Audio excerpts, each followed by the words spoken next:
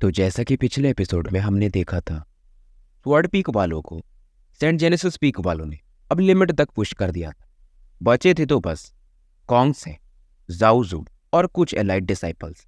और जैसे ही युवान जो ये बचे हुए कुछ डिसाइपल्स थे उन्हें खत्म करने जाता है, यानी कि एलिमिनेट, तभी आप बाकी जो पांचों पीक्स हैं उनके चोजन वंस अचानक से प्रकट हो जाते हैं। अब आगे युवान भी इनकी तरफ देख, इनमें से कुछ जैसे कि चू किंग, ली किंगचान, येगी वगैरह थे। येगी जैसे ही पहुंचता है ये हैरान था कि स्वर्ड पीक वाले बंदे कहां पर हैं। चू किंग हंस के कहते हैं एलिमिनेट हो गए और क्या, और अपनी गंजी खोपड़ी पर हाथ फेरते हैं शाकाल के जैसे। पर येगो को समझ में नहीं आता कि सेंट जेनेसिस पीक वाले इतने कम है, ऐसा कैसे हो सकता है। चू किंग फिर से बोलते अरे वो लड़की है ना यहाँ पे, उसके रहते हुए कुछ भी संभव है। और तुम देखो उसकी तरफ, वो कॉन्गसेंग, वो भी कुछ नहीं कर पा रहा है।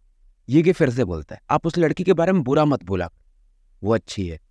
और चूंकि इस दौरान येगी को बताते लगता तुम पिछली बार का भूल गए, ये हम दोनों को फंसा दी थी। ली किंगचन इन दोनों को देखती है और फिर से इनको डांटती है कि बकवास बंद करो। इधर प्रिंस युवान इन सभी की तरफ देख रहा और आगे बढ़ के सभी को ग्रीट करता है, खास करके किंगचान को, और पूछते कि आप लोग यहाँ पे आए क्यों। किंगचान बताती है कुछ डिस्कस करना है, और ये बोलती कि इसमें कॉन्गसेंग और जाओजू की भी जरूरत है, और इसके जो शब्द थे इवन कॉन्गसेंग वगैरह भी सुन सकते थे। याओ फिलहाल युवान की तरफ देखती है कि करना क्या है। फिलहाल याओ भी मान जाए, जाओजू और कॉन्गसेंग इकट्ठे हो जाते, और जाओजू चिल्ला के कहता है कि युवान पहले मेरे जो स्वर्ड पीक के डिसाइपल्स हैं उन्हें रिलीज करो, पर युवान इसे इग्नोर मार देता। बीच में येगी बोलता है कि फिलहाल अपने मैटर्स को शांत करो, हमारे पास कुछ बड़ा है। और उधर चू किंग वो तो समझ रहे यार ये लड़का अगर इस याओ को सबड्यू कर सकता तो ये कुछ भी कर सकता। युवान से हमेशा से ये प्रभावित था, पर जब ये बोलता है याओ को डेमन, तो याओ सुन लेती और इसकी तरफ देखकर पूछती है कि तुमने डेमन किसे बोला। चू किंग तुरंत ही बोलता है गलती से निकल गए, आप तो सुंदरी हो। वहीं इधर कॉन्गसेंग वो भी तैयार नहीं, वो बोलता या तो यहाँ से हम जाएंगे या तो सेंट जेनेसिस पीक जाएगा, दोनों साथ में नहीं जा सकते। याओ हंस के कहती है फिर तुम ही लोगों की बारी है। जाओजू भी गुस्से में कहता है ट्राई करके देख लो, पर टुनटुन तभी दहाड़ मारता और जाओजू शांत हो जाता है। इधर युवान किंगचान से पूछता है किस मैटर में आपको डिस्कशन करना है, और साथ में युवान की नजर एक बंदे पर पड़ती जिसकी बॉडी मिथिकल सेंट बॉडी से बनी थी। ये बंदा होंगिया पीक का चोजन वन, चौथे नंबर, और ये जो रियल वाला मिथिकल सेंट बॉडी था उसे प्रैक्टिस करता था, और इसका नाम था शांग चुनकियो।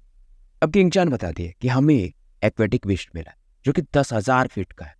अब ये सुनते ही चाहे वो कॉन्गसेंग हो चाहे जाओजू ये हैरान हो जाते, क्योंकि 1000 फीट का एक्वेटिक बीस्ट 8 स्टार बैप्टिज्म देते थे, तो 10,000 क्या ही खतरनाक होगा, जो कि साथ सदियों में एक आधी बारी प्रकट होता है। और किंगचान ये भी बताती कि ये जो बीस्ट है इसके पास अपना इंटेलिजेंस, और ये बाकी भी बीस्ट को कमांड कर पा रहा है, यानी उसकी तरफ से वो फाइट करने को तैयार है। और फिलहाल हम मिल के भी उसे इजीली हरा नहीं पा रहे, इसलिए हम यहाँ पर आए। कॉन्गसेंग बोलता है हम हेल्प कर सकते हैं, पर हमारी कुछ कंडीशंस हैं। पहले हमारी जो स्वर्ड पीक के डिसाइपल्स हैं वो रिलीज होने चाहिए, और जो भी सेंट जेनेसिस पीक ने हमारी एसेंस लिए हैं उन्हें लौटाना पड़ेगा, और कुछ बदले में हमें कंपनसेट भी करना पड़ेगा। युवान को भी आता है गुस्सा, फिर छोड़ो हम आपसे फाइट ही कर लेते हैं। अब ये सुनकर के जाओजू बोलता है कि बीच में तुम मत बोलो, हम चोजन वंस हैं और तुम बस एक चीफ डिसाइपल हो। युवान को भी आता है गुस्सा और बोलता है टुनटुन इसे निपटा ही दो। टुनटुन यहाँ पर तुरंत ही अपने पंजे से एक अटैक मारता। हालांकि जाओजू यहाँ पर एक डिफेंसिव बैरियर बनाता, पर फिर भी टुनटुन का पंजा इसे काफी पीछे फेंक देता है। अब कॉन्गसेंग को भी गुस्सा आता है और ये चिल्लाता है जाओ युवान, पर जब तक ये आगे बढ़ता याओ यहाँ पर अपने ब्रश को निकाल चुकी थी। बीच में किंगचान इन्हें रोकती है कि उस एक्वेटिक बीस्ट को हम हरा नहीं पाएंगे, तो सबका साथ चाहिए। बदले में युवान भी कहता है फिर आप लोग थोड़ा ये कॉन्गसेंग को समझाइए, और बस हम ये जो बचे डिसाइपल्स हैं उन्हें रिलीज कर सकते, बदले में हम कुछ देने वाले नहीं। अब किंगचान भी कॉन्गसेंग को समझाते ये कॉम्पिटिशन खत्म नहीं हुआ है, इसके बाद भी आप इसेंस वगैरह इकट्ठा कर सकते, और वैसे भी अगर ये एक्वेटिक बीस्ट मिल गया हमें 10,000 फीट वाला, तब तो बाकी चीजों की भरपाई इजिली हो जाएगी। कॉन्गसेंग थोड़ी देर तक सोचता है और ये फिर मान जाता है, और युवान फिलहाल इन डिसाइपल्स को रिलीज करता है जो कि अब 1000 से भी कम हो चुके थे। और जब इन्हें देखते हैं बाकी लोग और कॉन्गसेंग वगैरह भी, क्योंकि बैरियर की वजह से कितने डिसाइपल्स बचे हैं वो दिखाई नहीं दे रहे थे, तो ये खुद हैरान थे कि 9,000 से ज़्यादा डिसाइपल्स इन दोनों ने मिलकर के एक तरह से एलिमिनेट कर दिया था। अब इधर किंग चैन फिलहाल ये सब बातें तो हो जाता है और चूकिंग की तरफ देख करके कि उम्मीद है कि आप बैटल में अपना पूरा पावर यूज करोगे। चूकिंग इसकी तरफ देखता है कि मैं ट्राई करूंगा, क्योंकि सभी को मालूम है ये कितना बड़ा आलसी है। और चूकिंग कहते हैं अगर तुम मुझे ऐसे कहोगे तो मैं तुम्हारे खिलाफ कंप्लेन लॉन्च कर दूंगा। बाकी चोजन वंस जानते थे कि चूकिंग ये कभी भी अपना पूरा पावर यूज ही नहीं करता। हालांकि चूकिंग के साथ इसके ही कांगजुआन पीक की एक और चोजन वंस सू जियू वो हाँ में सर हिलाते कि आप तो अपना फुल पावर यूज करते ही हो। अब इधर सीन शिफ्ट होता है और जेनेसिस रिजर्वॉयर जो सेंट्रल रीजन का एक आइलैंड था उसे दिखाया जाता है। और यहाँ पर ही बाकी या सीधा बोले तो सातों पीक के डिसाइपल्स अब इकट्ठे हो चुके थे। स्वॉर्ड पीक के डिसाइपल्स थे और ये थोड़े निराश थे कि सभी लोग इनके मजे ले रहे थे। बाकी डिसाइपल्स और सेंट जेनेसिस पीक के डिसाइपल्स अब कद ऊंचा हो चुका था। अब इसी आइलैंड के सबसे बड़े वाले पीक चूकिंग, किंग चैन और बाकी लोग मौजूद। किंग चैन के हाथों में एक मैप था और ये इशारा कर रही थी कि पर्टिकुलर इस जगह वो एक्वेटिक बीस्ट है और उसके आसपास हजारों या शायद उससे भी ऊपर एक्वेटिक बीस्ट इकट्ठा हो चुके हैं। और वो जो एक्वेटिक बीस्ट है उसका फॉर्म अभी भी इवॉल्व हो रहा है। शायद 2 दिनों में वो पूरी तरह से इवॉल्व हो जाएगा। युवान तभी कहते कि क्या इसके फॉर्म को कंप्लीट होने से पहले हम इसे मार नहीं सकते। जाओजू कहता तुम बेवकूफ। किंग चैन बताती है फिर कि वो काफी गहराइयों में है और अगर हम नीचे जाएंगे तो हमारी ऑरा भी खर्च होगी, तो मतलब नहीं बनता है। और बहुत सारे एक्वेटिक बीस्ट उसे प्रोटेक्ट भी कर रहे हैं और जब उसका फॉर्मेशन कंप्लीट हो जाएगा तो वो खुद ही ऊपर आएगा हमसे फाइट करने के लिए। पर तभी बीच में कॉन्गसेंग भी बोलते कि मेरे पास एक और क्वेश्चन कि अगर हम इसे मिलके मारेंगे तो इसे बांटेंगे कैसे, क्योंकि कहा ऐसा जाता कि 8 स्टार बैपटिज्म 1000 फीट के एक्वेटिक बीस्ट से मिल जाता, पर 9 स्टार बैपटिज्म आज तक शायद लेजेंड्स में ही सुना गया है। और शायद 10,000 फीट का जो एक्वेटिक बीस्ट होगा वो 9 स्टार बैपटिज्म दे सकता है। और यहाँ पर जो भी चोजन वंस थे वो अल्फा के 9 स्टार में थे और अपना डिवाइन ड्वेलिंग स्ट्रॉन्ग कर रहे थे। और अगर ये बैपटिज्म किसी को भी मिलेगा तो उनके अल्फा स्टार्स की संख्या बढ़ जाएगी, तो जब भी वो डिवाइन ड्वेलिंग में ब्रेक करेंगे वो काफी स्ट्रांग हो सकते। माहौल पूरी तरह से शांत हो जाता है। फिर किंग चैन बोलती है कि जो ज्यादा कंट्रीब्यूट करेगा उसे इसका 50% हिस्सा मिल जाएगा और बाकी जो लोग हैं वो इसे शेयर करेंगे। और सभी लोग मान भी जाते हैं क्योंकि शायद 50% में ही 9 स्टार बैपटिज्म तो मिल ही जाएगा। इधर इनकी तैयारी चल रही थी, वही बाहर से सेक्ट मास्टर वगैरह पूरे माहौल को देख रहे थे और इधर इनका डिस्कशन भी होता। सेक्ट मास्टर बोलते हैं कि किंग चैन अच्छा लीड करती। ल्यूल यानी स्नो लोटस की पीक मास्टर वो हाँ में सर हिलाती पर कहती है कि वैसे ये जिम्मेदारी चूकिंग की है। सेक्ट मास्टर किंग यांग हंसते हैं कि ये लड़का बहुत आलसी है और ये जो एक्वेटिक बीस्ट फॉर्म हो रहा है इसको सेक्ट मास्टर किंग यांग ने ही किया। जो ड्रैगन वेन का पावर है वो अपने हिसाब से ही इस जेनेसिस रिजर्वायर में भेजते, तो जितना ज्यादा भेजेंगे उतना पावरफुल एक्वेटिक बीस्ट बनता है। और सेक्ट मास्टर किंग यांग कहते भी हैं क्योंकि मिथिक यूटोपिया आ रहा है तो फिलहाल इन्हें मिलकर ही काम करना पड़ेगा वहां। तो यहाँ पे अगर ये साथ में काम करेंगे तो इनके टीम अच्छा फॉर्म हो जाएगा और मिथिक यूटोपिया में तो हम भी इनका साथ नहीं दे सकते। सभी को समझ में आता कि सेक्ट मास्टर किंग यांग ने इतना पावरफुल बीस्ट क्यों बनाया था। इधर ये जो 10,000 फीट का एक्वेटिक बीस्ट था इसका न्यूज चारों तरफ फैल जाता और बच्चे काफी परेशान थे कि 100 साल पहले ऐसा हुआ और सातों पीक मिल के भी उसे हरा नहीं पाए, यानी सभी एलिमिनेट हो गए। पर फिर भी ये लोग डिस्कशन कर रहे कि अगर हम मिलके फाइट करेंगे तो शायद कुछ कर पाए। और इधर 2 दिन पलक झपकते निकल जाते। तीसरे दिन की शुरुआत हो चुकी थी और आज के दिन जो पूरा जेनेसिस रिजर्वायर था उसमें अलग ही लहरें उठ रही थी और यह संकेत कि शायद वो बीस्ट अब बन चुका था। और किंग चैन सभी को आदेश देते कि कई सारे एक्वेटिक बीस्ट है, सभी डिसाइपल्स तैयार हो जाए, फॉर्मेशन बना ले और जो भी अंदर एंटर करना चाहिए एक्वेटिक बीस्ट उन्हें मारते जाए। और फिलहाल यहाँ जेनेसिस रून बाउंड्री याओया और ये की और बाकी लोगों ने मिलकर बना दिया और इनमें कई सारे 1000 फीट के भी एक्वेटिक बीस्ट थे। तो फिलहाल इनको मैनेज करने किंग चैन चूकिंग, कॉन्गसेंग और बाकी चोजन वंस की तरफ देखती है। सबको ये मोटिवेट भी करती है कि हम आखिरी उम्मीद है तो हमें मिलके फाइट करना ही पड़ेगा। बैटल शुरू हो चुका था और एक के बाद एक एक्वेटिक बीस्ट बाहर निकलने लगे और क्योंकि कुछ जेनेसिस रून्स बाउंड्री इतने खतरनाक बनाए गए तो कोई भी बीस्ट इनमें टच भी होता था तो वैसे भी वो ब्लास्ट कर जाता था। समय बीतते जाता है। अब जो नीचे से एक्वेटिक बीस्ट आने लगे थे वो 1000 फीट के आसपास आना शुरू हो चुके और किंग चैन आदेश देती है कि जो कुछ चीफ डिसाइपल्स थे वो अपनी टीम के साथ इन 1000 फीट के एक्वेटिक बीस्ट से फाइट करें। जाओजू भी कहते काश हमारा भी चीफ डिसाइपल होता और फिर ये युवान की तरफ देख कि सब इसका किया हुआ है, क्योंकि कांगजुआन पीक के चीफ डिसाइपल, स्पिरिट रून के पीक डिसाइपल, ये सभी लोग मौजूद। युवान इस दौरान जाओजू से कहता, अगर मैंने बाइलीचे को एलिमिनेट किया है, इसका मतलब सीधा है ना कि मैं उससे ज्यादा स्ट्रॉन्गर हूँ, तो मैं भी संभाल सकता। आता तो है जाओजू को कुछ, पर फिलहाल ये कुछ कर भी नहीं सकता। अब इधर 6 अलग अलग स्क्वाड मिला करके ये लोग 1000 फीट के एक्वेटिक बीस्ट को हंट डाउन करने लगे। वही जो चोजन वंस थे वो तैयार। 10,000 फीट के एक्वेटिक बीस्ट का फिलहाल ये वेट कर रहे थे। समय निकलते जा रहा था। इस दौरान याओ याओ ये वेस्ट के डायरेक्शन में देखती है। शू किंग भी अपना चंडुल यानी कि खोपड़ी खुजाते हुए उसी डायरेक्शन में देखते हैं।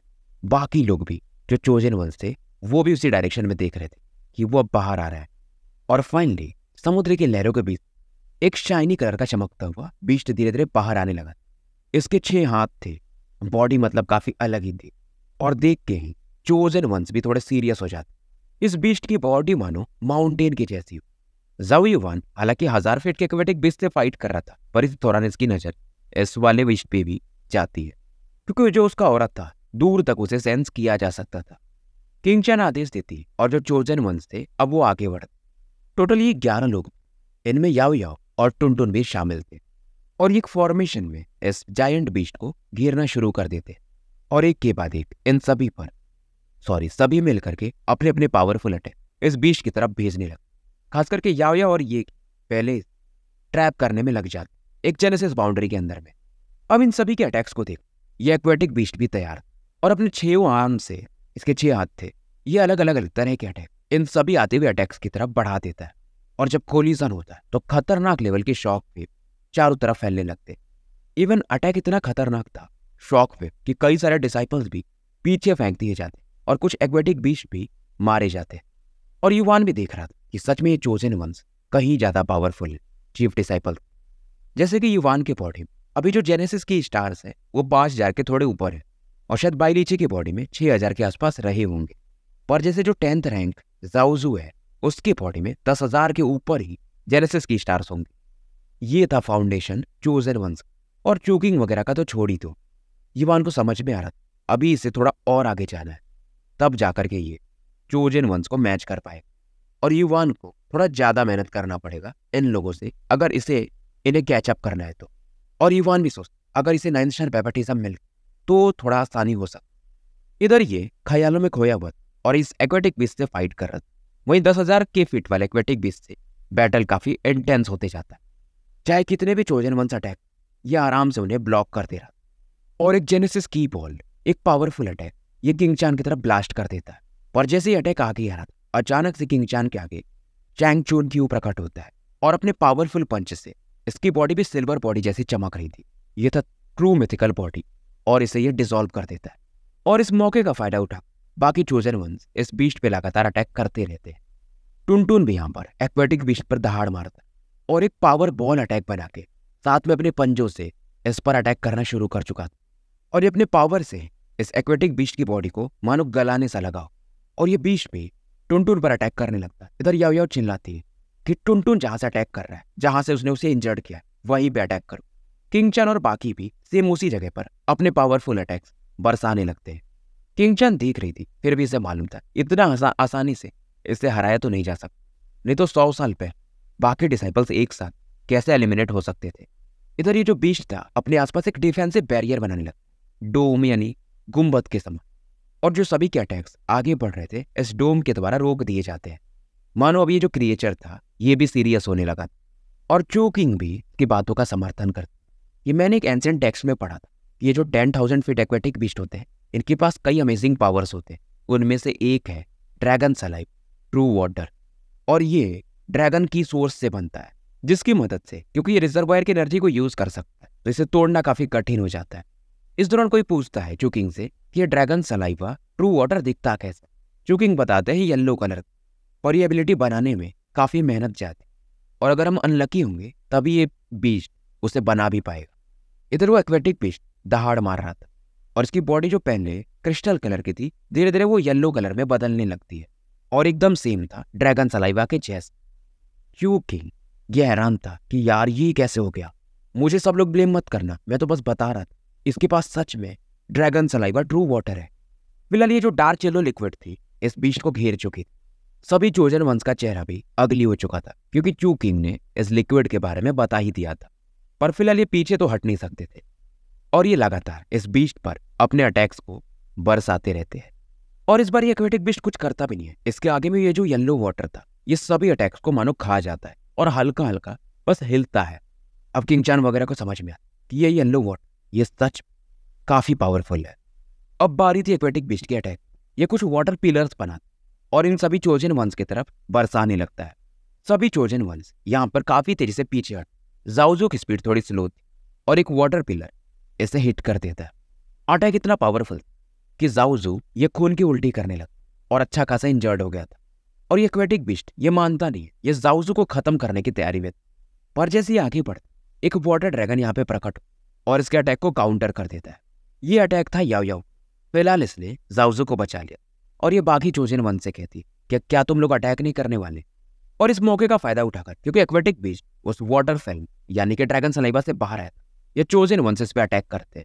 एक्वेटिक बीस्ट की साइज कम होने लगती और वो येलो ड्रैगन सलाइवा वो पहले के जैसा ही।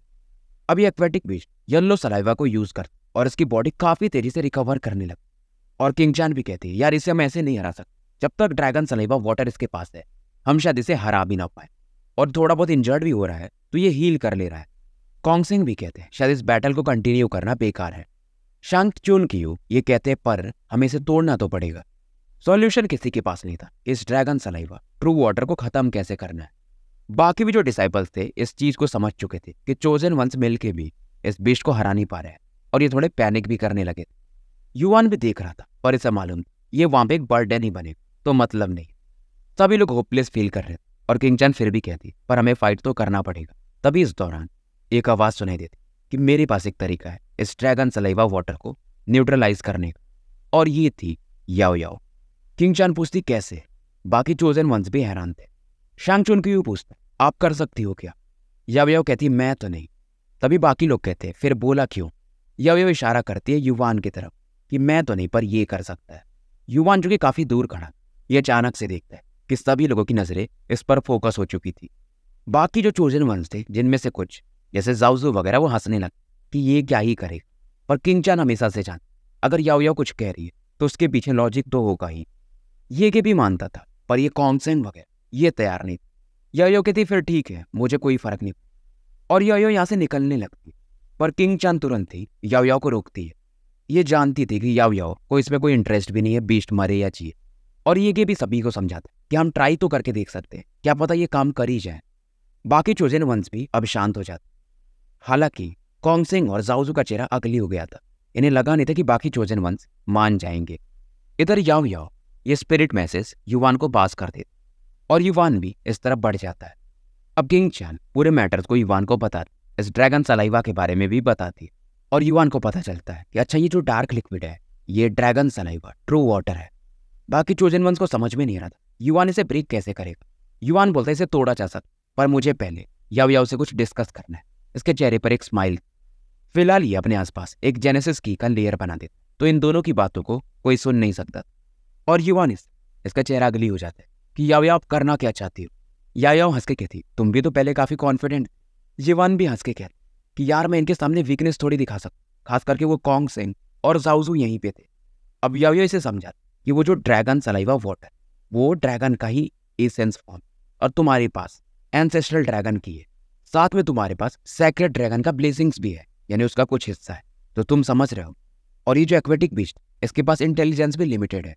तुम्हें बस क्या करना है कि हल्का सा अपना सैक्रेड ड्रैगन ब्लेसिंग्स इसके बॉडी में भेजना है जिससे ये वीक हो जाएगा और इस मौके का फायदा उठाकर हम इस बीस्ट को मार देंगे। डिस्कशन खत्म हो जाता है और जाओजो तुरंत ही पूछता है क्या तुम कर पाओगे। युवान हाँ मिला। पर इस दौरान याओ याओ बोलती अगर युवान ऐसा कर तो ये काफी बड़ा कॉन्ट्रीब्यूशन है तो इसे कम से कम 30% तो मिलना चाहिए जेनेसिस एसेंस। अब चोजन वन सोचने लगा यार पहले यहाँ पर टुनटुन भी है, याओ याओ है और युवान को 30% मिल जाएगा तो बचे हुए 50% में इन सभी को बांटना पड़ेगा।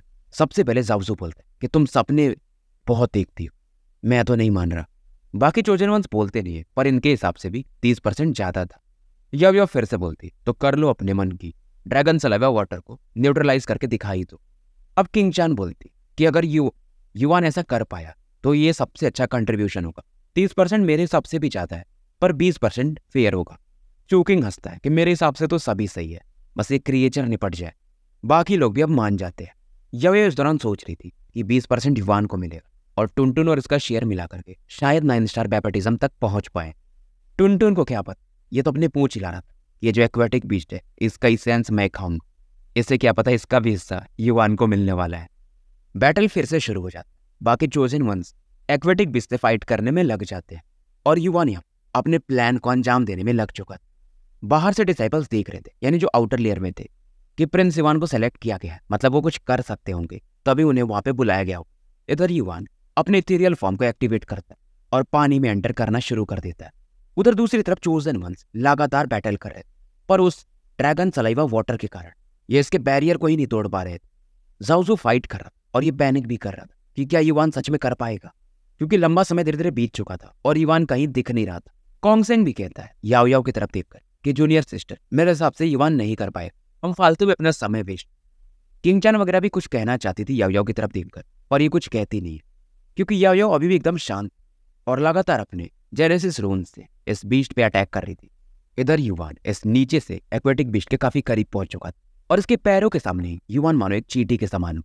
और इस क्रिएचर ने, क्योंकि ये फाइट में था, तो युवान को फील भी नहीं कर पाया था। युवान इस ड्रैगन सलाइवा लेयर को देख और अपने पाम को आगे बढ़ाता है। इसके पाम पर वो ब्लडी रेड कलर को देखा जा सकता था। ये था ड्रैगन रिजेंटमेंट पॉइजन और युवान इस रिजेंटमेंट की को रिलीज करता है। इसमें भी तो ड्रैगन पावर था और जो ड्रैगन वाटर उसमें भी बिल्कुल रेजिस्टेंस नहीं होता, और ये रिजेंटमेंट की उसमें मिक्स हो जाता, क्योंकि दोनों ड्रैगन्स के ही तो पावर है। युवान काफी खुश, याओ याओ ने जैसा कहा था वैसा ही हुआ था।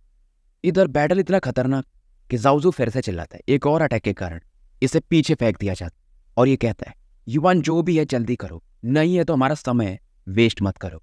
टुनटुन को आता है फिर से गुस्सा, ये बीस्ट को छोड़ के ज़ाओज़ू पे अटैक करने पड़ता, पर बीच में कॉन्गसेंग इसे रोकता है। बैटल काफी देर तक हो चुका था और किंगचान वगैरह भी अब थकने लगे थे। ये जैसे कुछ बोलने वाले थे, अचानक से ये हैरान हो जाती, क्योंकि ये जो येलो लिक्विड था वो धीरे धीरे डिसॉल्व होने लगा था और बीस्ट की बॉडी दिखने लगी थी। ज़ाओज़ू जो कि अभी गुस्सा कर रहा, इसका चेहरा अगली हो जाता। कॉन्गसेंग भी शॉक्ड कि यार ये बंदा या ड्रैगन सलाइवा वाटर को सच में न्यूट्रलाइज कर सकता है। चोजन वंस हैरान, क्योंकि ड्रैगन सलाइवा वाटर के पावर को ये देख चुके थे और युवान कर पाया था। कैसे कर पाया था किसी को नहीं पता था, खास करके ज़ाओज़ू और कॉन्गसेंग ये ज्यादा हैरान थे कि कौन सा मेथड था इसके पास।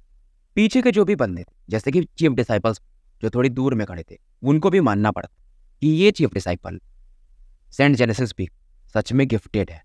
और बाकी डिसाइपल्स भी खुश थे कि ज़ाओ युवान ने कुछ ऐसा जिससे कोई नहीं कर पा रहा था। और किंगचान इधर के युवान का तो काम हो चुका है, अब हमें हमारा काम करना पड़ेगा। और खास करके ये चू किंग की तरफ देखती है कि आप अपने थोड़े पावर ज़्यादा इस्तेमाल करो। चोजन वंस अब फुल पावर को यूज़ करते हैं, और क्योंकि ड्रैगन सलाइवा वाटर नहीं था, एक्वेटिक बीस्ट इन्हें डॉज भी कर, कुछ अटैक्स भी कर, पर अब ये इंजर्ड होने लगा और इसकी बॉडी भी हील नहीं हो सकती थी। और एक के बाद सभी लोग अपने सबसे पावरफुल कांगजुआन आर्ट्स को यूज करते। तो ऊपर में एक अलग बैटल चल रहा था और नीचे में युवान मजे कर रहा था कि थोड़े ही काम में इसे 20% शेयर भी मिल गया।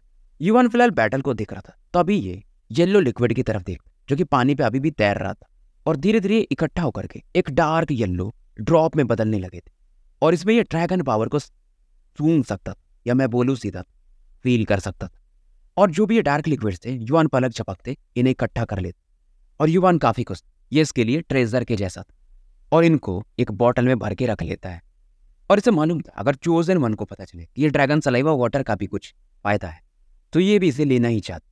युवान इन्हें इकट्ठा कर चुका था और पानी की सतह पर वापस आता है। बैटल अपने आखिरी पड़ाव पर था, हालांकि बीस्ट इंजर्ड हो चुका था, पर अभी ये भागने को देख, और अगर ये गहराइयों में चला तो फिर से पूरा मेहनत व्यर्थ।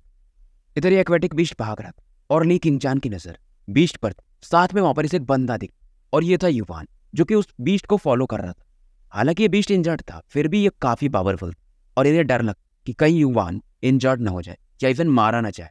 युवान फिलहाल इस बीस्ट के पाथ को रोक देता है और कहता है अगर तू भाग जाएगा भाई तो मुझे मेरा हिस्सा कैसे मिलेगा। युवान तुरंत ही अपने युवान ब्रश को बाहर निकालता और एक पावरफुल ब्लास्ट इस पे करता है। और युवान इस समय अपने ओमेगा सेंट स्पिरिचुअल आर्ट को भी यूज कर रहा था।